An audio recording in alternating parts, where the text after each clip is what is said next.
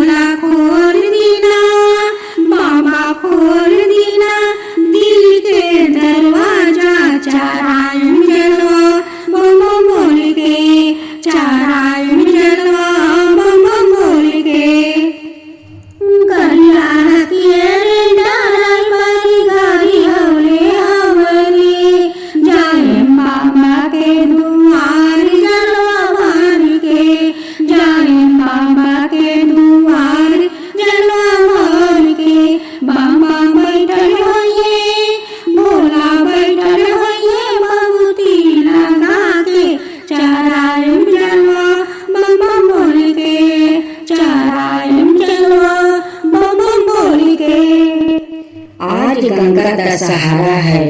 गंगा दशहरा पर आज आप सुने माँ गंगा की एक छोटा सा भजन।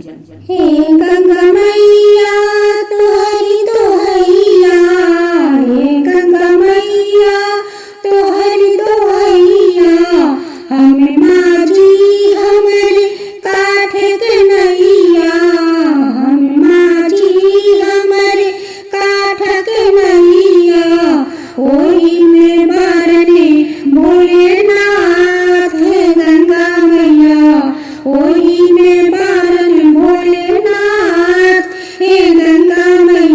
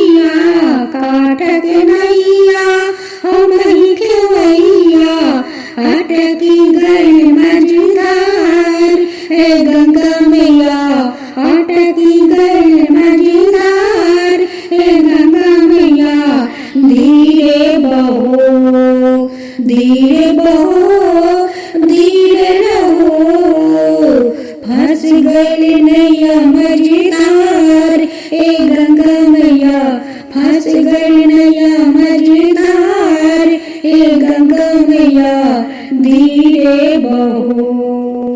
हे गंगा मैया धीरे बहो, वही में भरने भोलेनाथ, हे गंगा मैया धीरे बहो, वही में भरन भोलेनाथ, हे गंगा मैया धीरे बहो।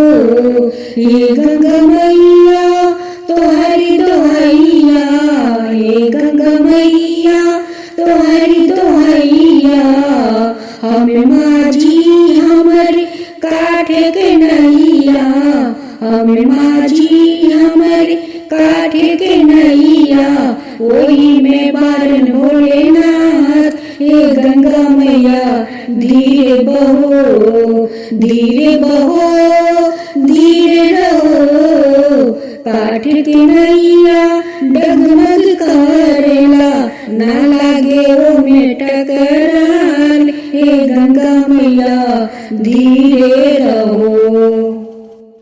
एक बहन अपना भाई से कहती है कि भैया मेरे लिए किशमिश और मिश्री ले आना, सने से मैं भी शिव चर्चा करूंगी।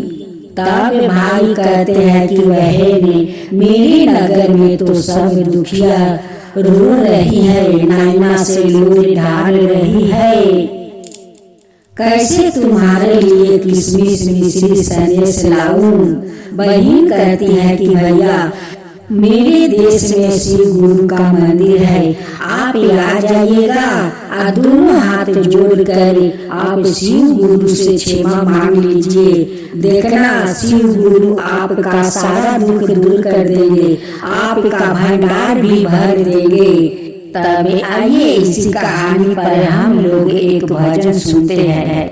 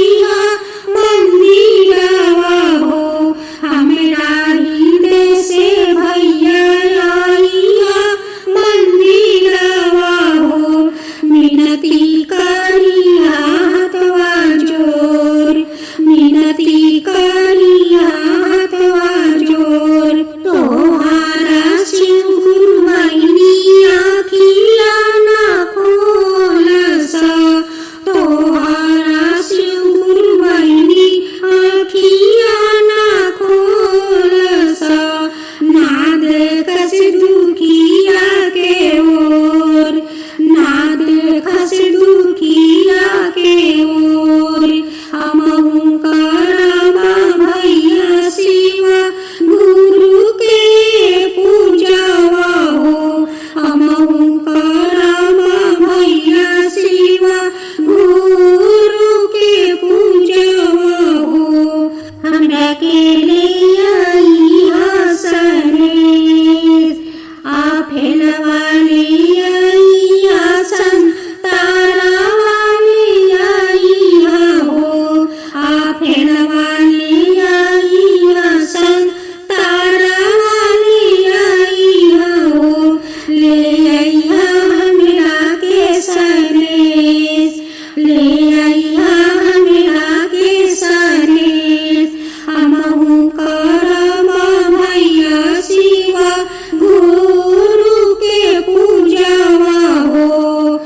सिरवा झुकाए में दीनानाथ, सिरवा झुकाए में दीनानाथ।